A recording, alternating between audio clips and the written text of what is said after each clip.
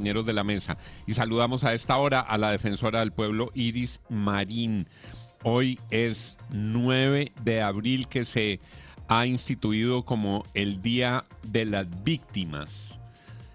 Señora defensora del pueblo, gracias por estar con nosotros.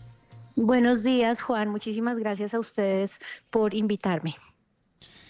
En este Día de las Víctimas se hace un esfuerzo especial por concentrar la atención en los niños, los menores víctimas. Los menores que son víctimas de reclutamiento forzado, que es un crimen de lesa humanidad.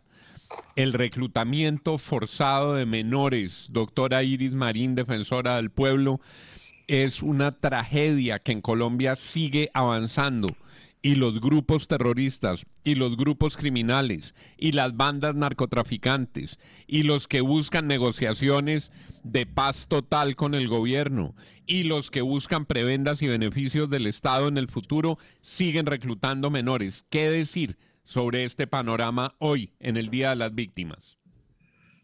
Pues muchísimas gracias. Usted ya lo ha dicho en los términos que corresponde, pues este es un delito de extrema gravedad bueno, es un crimen de guerra prohibido tajantemente por el derecho internacional, pero además que se dirige contra la población más vulnerable, entre toda la población vulnerable, que son los niños, niñas y adolescentes, y además entre ellos las principales victimizaciones están siendo dirigidas contra niños, niñas y adolescentes indígenas y afrodescendientes. O sea, aquí vemos la discriminación, la pobreza, la exclusión y la violencia afectando a los más vulnerables en el conflicto armado y unos grupos armados que siguen o negando su gravedad y continúan en esta práctica aberrante sin ningún tipo de límite ético, jurídico o moral. Así es. Señora defensora, muy buenos días. ¿Quiénes son los mayores reclutadores de menores en el país? Y teniendo en cuenta que el gobierno nacional ha abierto un espacio de conversaciones, de negociación con esos grupos criminales, ¿qué actitud recomienda la Defensoría del Pueblo debería tener el gobierno frente a estos que son los mayores reclutadores? Bueno, aquí quisiera insistir en algo que es muy importante y es que estas cifras que tenemos, que estamos actualizando constantemente y que nos dan 533 menores de edad reclutados en el año 2024. Desafortunadamente tengo que decir que probablemente sigan creciendo. Son unas cifras que son provisionales y que evidencian un subregistro porque la mayoría de las víctimas no acuden a la institucionalidad y no conocemos de la mayoría de los casos. Este es un esfuerzo enorme por buscar los casos, por atenderlos y por responder a ellos. Teniendo en cuenta este subregistro y por consiguiente que no podemos decir realmente con certeza cuál es el grupo que más recluta, según la información que tenemos, la mayor cantidad de casos está en cabeza de las disidencias, principalmente de las disidencias de Mordisco, que no está en un proceso de conversación en este momento.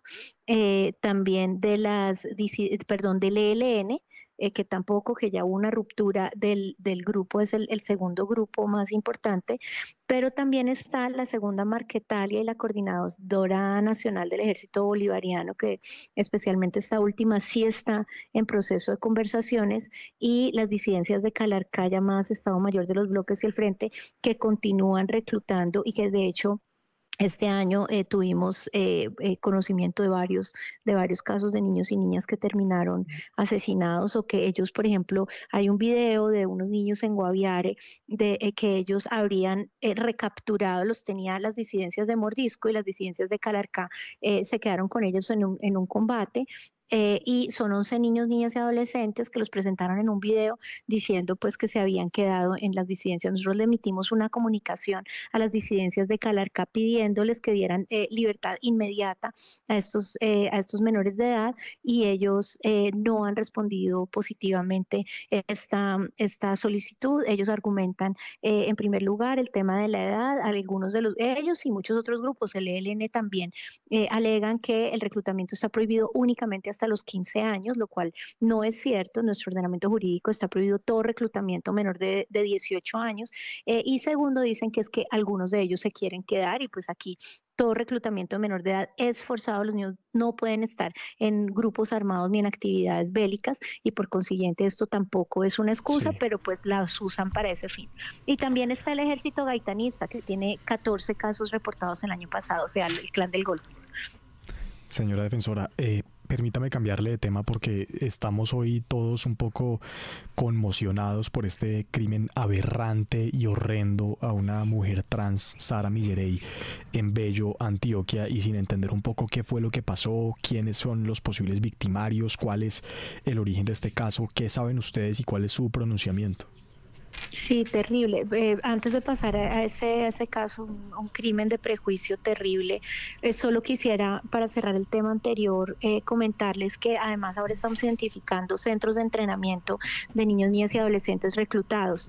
Eso es un esfuerzo nuevo que estamos haciendo este año por reportes que hemos tenido y hemos identificado la posible existencia de 13 centros de formación militar dispuestos para menores de edad en varios departamentos del país. El departamento que más tendría es Antioquia, pero también hemos identificado en Atlántico, Cauca, Chocó, Córdoba y Amazonas, que esto es también algo sumamente grave. Y respecto del caso del homicidio de la mujer trans de Sara en Bello, pues este es un crimen de prejuicio que muestra la gravedad de la violencia de género contra las mujeres trans. En Colombia tenemos una prevalencia importante de transfeminicidios, es decir, mujeres trans que las matan por el hecho de ser trans. Cuando uno pregunta siempre dicen, no, es que no era por eso, era porque debía una plata.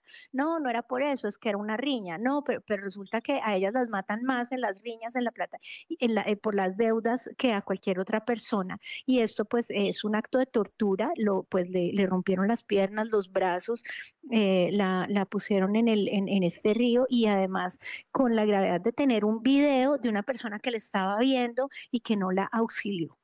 Y pues ya finalmente Sí. muere y pues también muy grave que las autoridades públicas como el alcalde de Bello no reconozca su Eso, a identidad. eso iba. Defensora, es que además, y dice, lamentamos mucho la muerte del ciudadano Anderson, fulanito, o sea, ni siquiera al final y en su muerte que a una persona la reconozcan como se identificaba después de haber hecho una transición como mujer trans. O sea, esto, el alcalde está vivo, ¿qué hacemos con él? No, pues el alcalde tiene que realmente, creo que ahí hay un problema él está reproduciendo el prejuicio de toda la sociedad y él tiene que tractarse y ojalá pues tener un acceso a pedagogía. Desafortunadamente mucha gente no conoce este tema y piensa que esto no es discriminación, pero no es menor el hecho de que diga que su nombre es otro, porque realmente ahí está negando la decisión que tuvo ella de ser mujer.